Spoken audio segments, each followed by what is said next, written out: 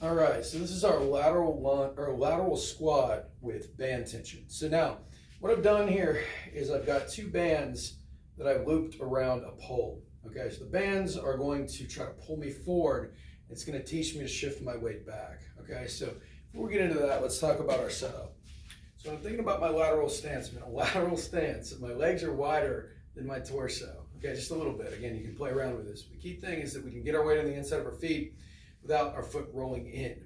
So what I want to do is, as I shift to my right side, which we're going to use as our example, my weight stays on the inside of my right foot while I push through the inside of my left foot to get me there. So I end up squared up right over this hip with my weight through my heel and the inside of the ball of my big toe. So I'm kind of just shifted a little bit back. Now, a lot of you are going to want to come forward into your toes, and that's sort of your problem. So the bands are going to help to shift me back towards my heel.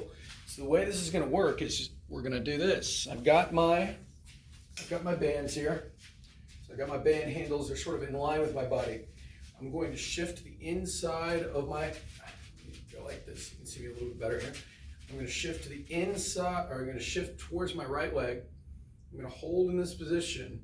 I'm going to push through the inside of my right foot to come back up. So again, the bands are trying to pull me forward like that. So I have to hold myself back to not allow it to do that. So again, I'm getting into my right heel, coming back up. Getting into my right heel, coming back up. Choose the appropriate band tension that allows you to sit back without it actually pulling you forward.